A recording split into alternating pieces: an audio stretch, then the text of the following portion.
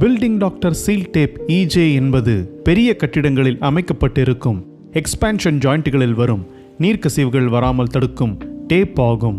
அதே நேரத்தில் அந்த கட்டிடத்தின் எக்ஸ்பான்ஷன் தடைப்படாமல் இருக்க பயன்படுத்தப்படும் ப்ராடக்ட் ஆகும்.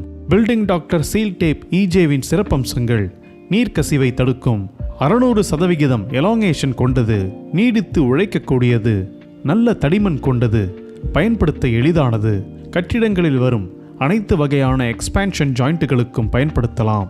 பில்டிங் டாக்டர் சீல் டேப் இஜே பயன்படுத்துவதற்கு முன் காணொளியில் காட்டப்பட்டுள்ள உபகரணங்களை தயார்படுத்திக் கொள்ளவும். இதை பயன்படுத்துவதற்கு முன்பும் உரிய பாதுகாப்பு உபகரணங்களை அணிவது அவசியம். இப்பொழுது பயன்படுத்தும் முறையை பார்ப்போம். விரிவடையும் இணைப்புகளில் பாசி, அழுக்கு, சிமெண்ட் துகள்கள், பெயிண்ட் போன்றவை படிந்திருந்தால் அவற்றை இயந்திரத்தின் உதவியோடு சுத்தம் செய்ய வேண்டும். சுத்தம் செய்யப்பட்டு தயார் நிலையில் உள்ள மேற்பரப்பு ஈவனாக இருப்பது அவசியம்.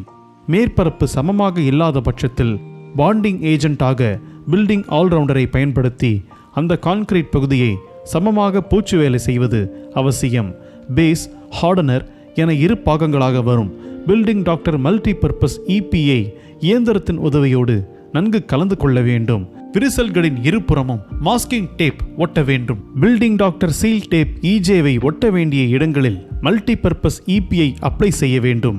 அதன் மீது பில்டிங் டாக்டர் சீல் டேப் இஜேவை வைத்து அழுத்தும் போது அதில் இருக்கும் துளைகளில் வழியே வர வேண்டும். அந்த அளவுக்கு மல்டிபர்பஸ் இபிஐ அப்ளை செய்வது அவசியம். இதனால் பில்டிங் டாக்டர் மல்டிபர்பஸ் இபி அதிக அளவில் தேவைப்படுவதை குறைப்பது மட்டுமல்லாமல் நல்ல பினிஷிங்கை தரும். பில்டிங் டாக்டர் சீல் டேப் இஜேவை ஒட்டிய பிறகு மாஸ்கிங் டேப் பிரித்து எடுக்க வேண்டும். அதன் பிறகு 24 மணி நேரம் நன்கு உலரவிட வேண்டும். பில்டிங் டாக்டர் சீல் டேப் இஜேவை ஒட்டிய பிறகு பாதிப்படையாமல் புரொடெக்ஷன் அல்லது மூவ்மெண்ட் பிளேட் அமைப்பது அவசியம். பில்டிங் டாக்டர் சீல் டேப் இஜேவை கிடைமட்ட தளம் அல்லது செங்குத்து தளத்திலும் ஒட்டலாம். இதை பயன்படுத்தும் முன்பு காணொளியில் காட்டியுள்ள செய்முறைகளை கவனத்தில் கொண்டு பயன்படுத்தவும்.